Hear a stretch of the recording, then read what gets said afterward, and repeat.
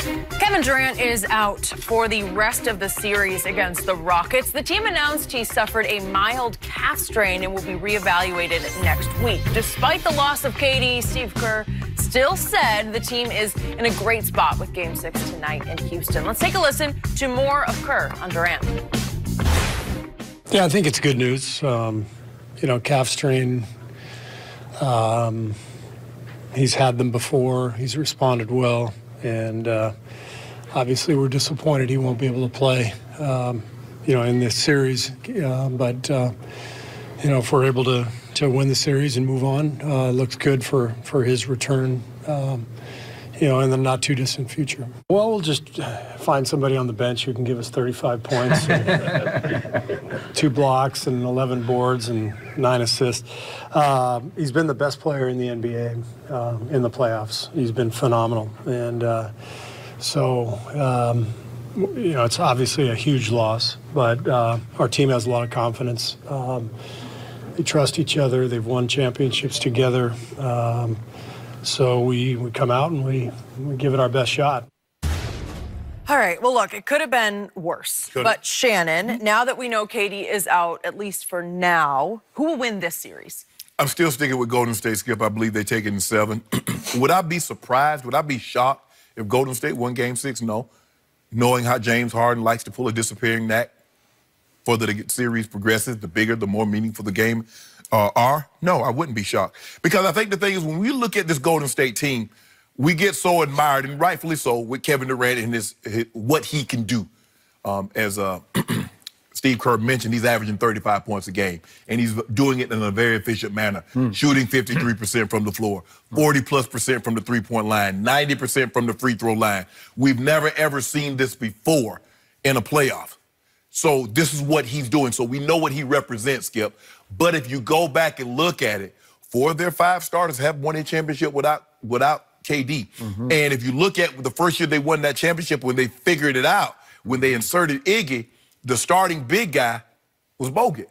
So I believe Kevon Looney is a better offensive player than Andrew Bogut. Now, maybe he doesn't protect the rim as well this year as, say, Bogut did back then, Skip. But he's a better offensive weapon.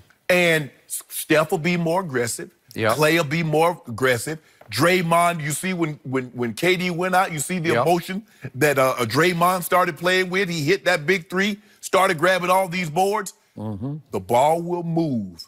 See, you have a great luxury with KD because when things are going bad, Skip, we can just dump it down to him. Big fella, go do what you do. And we got 2 or we got 3 or we got an and 1, the three-pointer, the hard. I'm going to ride with the Rockets. But there ain't no way I'm picking that team in a Game 7 on the road against the Warriors with James Harden, without the best player on the planet? James Harden, who comes up smaller than Mini-Me, and Chris Paul, who look like he got cement blocks on his feet at times. Oh, no, not in the Game 7 on the road. But I'm going to take him tonight against my better judgment, knowing what I've seen from James Harden in Game 6 in his very building, with the best player out. Kawhi was out for the Spurs, and they lose by 117 points.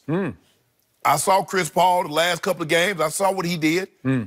No. I'm not picking him in a Game 7, but I'm going to take him tonight, Skip. But the Warriors will win this series in 7. By the way, can Chris Paul take his State Farm agent on the floor with him to get him out of trouble on the floor? Because he's always there for him. He lives with him, right? He does. And always he just there. always and things go wrong, and if you could take him out on the floor, he could say, Chris, I got this, right? Well, maybe you should bring Cliff. Because maybe Cliff is a little less injured, has a little less wear and tear on his body, and he might be better than Chris. Chris has been playing like he is Cliff, right? That's what he's been doing. So I am picking the Rockets tonight and in Game 7 only because I picked them before the series started, and I don't flip like other people I know, but I don't flip. I had the Warriors in 7 from the jump. Okay, but there have been other moments on this show. Okay, maybe the Raptors. Maybe a couple times, Maybe. I would not bet a drop of dew on either of these games if, in fact, there are 2 games, because I'm with you. I will not at all be surprised, certainly not shocked, if Golden State just goes in there and does what it did on March 13th, which is say, we don't need Kevin Durant. We got this one right here. So I'm with you. I was ashamed for James Harden the way he disappeared the other night after KD had gone out late in the third quarter, because that was an all-time disappearing act. Yes. It wasn't that he went down in flames, as in went 0 for 8 from 3 in the fourth quarter, as he is wont to do. Right. He just said, no, I'm going to avoid that one tonight. So he truly disappeared.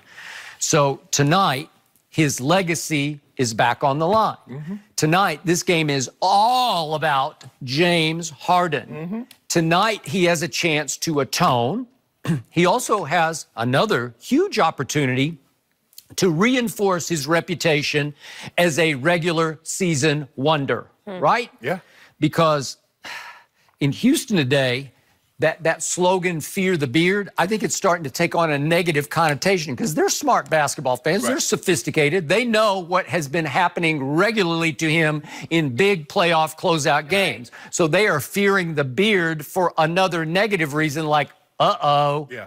Uh-oh. Succumb to the pressure. We fear. Interesting. And again, James Harden in the playoffs goes from potential Mount Rushmore in the regular season to Mount Rush less. Like there's got to be some Mount Rush less out there where all the regular season wonders belong on that in the end, right? Where you can't trust them. So what have we seen in these playoffs? Once again, this is why I love the NBA playoffs. And some people get worn out because they're 7-game series. But the beauty of a 7-game series is it either reveals or exposes who you really are. Yes. That's what I love about this. Tonight is a defining game for a lot of players on the court. For Chris Paul, for Steph Curry. That's why everybody. For James Harden. You make a very interesting point, Skip, because the playoffs, I feel, in all sports reveals who you are. Well, they do, but the deeper you get in a 7-game series, like you can't hide. You played one and done, man. One and done, that's it. This is it, and that's going to reveal a lot too. But in these, it's like you could have a big game in game 2. Right. But what are you going to do in game 6 and 7? Who are you? Who are you really? Do you have, as I call it, basketball backbone? Do you, James? I'm not sure, because I don't have any proof that you have a basketball backbone when it really matters the most. So you brought up one of the meltdowns, but history of meltdowns for James Harden. 2015, closeout game at Golden State. Western Conference Finals, not a pretty sight. James Harden set the playoff record of 12 turnovers in a game. It's hard to have 12 turnovers in a game, but he did at Golden State. He shot 2 for 11 that night and 0 for 3 from 3. The threes are the ones that always get him under pressure, because he just loses it. He goes south. You mentioned the 2017 Game 6. It's at Houston. It's the closeout Game 6. There's no Tony Parker and no number 2 for San Antonio, and they lose by 39 points? How can you do that? James Harden in that game totaled 10 points. He had 6 turnovers. He was a minus 28 and plus minus. He shot 2 for 11 and 2 for 9 from the three-point line. It's just that's an all-time meltdown, and a lot of Houstonians still haven't recovered from that game, right? Then how about last year, 2018? How about no Chris Paul, but you lost him at the end of Game 5, but you're up 3-2 with a game at Golden State, and then a game in your house, a Game 7. Right. You're James Harden. You're MVP, right? And you might even be MVP again this year. I don't know. It's between him and Giannis, but he's got a shot. Yes, he does. Okay, you're that guy. And what did James Harden do in those final 2 games? He shot 6 for 25 from the three-point line. 6 for 25. How about Game 7 at home? He shot 2 for 13 from 3. In his playoff career in fourth quarters and overtimes, James Harden is 2 for 16 from the three-point line. Okay, it's just showing you again and again, no. Can't live up to regular season MVP. Skip, I'm hard-headed. My grandma used to say, boy, you got a hard head. And maybe I'm hard-headed. So against my better judgment, I'm going to take the Rockets in a Game 6. I'm going to say James Harden will snap out of this funk in a Game 6, especially in his building, and he will play really, really well. Like I said, against my better judgment, because what has history showed me? History has said, and those who do not remember and study history are destined to repeat it. So I guess I'm destined to be in the same boat I was in a couple of years ago, Skip, when he faltered down the stretch in a Game 6 at home. But with no KD, Skip, I just can't believe how they lost that game. No KD. You win that game, and guess what, Skip? This is for the Western Conference Finals. Should have been. It should have been. Yeah, they had it. Steph will be, because here's the thing, Skip. When KD's on, when KD arrived, I believe Steph told said, look here, bro, you come here, you want to take more shots? Go ahead. Although I'm the reigning MVP, I want it unanimous. Go ahead. It seems like they take a very back seat to KD, Steph and Clay, because like, am I shooting too much? Because remember, there's a reason why he's on our roster right now. Because the guy that he played with, he felt he shot too much, and the ball didn't move enough. So am I shooting too much? So more times than not, they would defer to him. Yeah. Skip, the moment KD limped to the locker room, you look at Steph Curry's demeanor. You look at Klay Thompson's demeanor. They're like, uh-oh, we ain't got anything to worry about. Ain't nobody else going to be worried about, are we taking too many shots? See Steph's quote about we were right to work. Offensive rebounds. So we're going to see. James Harden, this is about you, James, bro. This is about you. This is about you. And Vegas is just heaping pressure on James Harden's shoulders because the original point spread was 7.5. Correct. 7.5? Really? So they're just saying no KD, no hope for Golden State, basically, right? You know, Skip, they do have in-game. I wonder what the line went to once KD limped off. I wonder if you could have bet then. Interesting. Did Houston become a slight favorite? Yep. So it's going to be very, very interesting. Probably they. I would have believed they would have, Skip. Yep. Okay. Especially because, if I'm not mistaken, they ended up taking the lead. They took like a 1 or 2 point lead, the Rockets did. They took a 1 point lead. Yep. Right away, thanks to James Harden. He made a floater. They gave him their first 1 point lead. That's correct. There have been a lot of great regular season players. But if you want to be remembered, if you want to be talked about 20, 30 years from now, play well in the playoffs. Okay. And it is all about James because I just don't expect that much from Chris Paul. I've been critical of him in the past when he was more in his prime. I used to call him CP0, as in 0 rings, because he was revered as a regular season star. And if I go back to his early days in New Orleans when they used to play the Spurs in the playoffs, the Spurs were scared to death of Chris Paul because he had that bulldog mentality. He was a little bit psycho. He would go a little bit over the edge into the gray area, but he could score at will at about 6 feet tall.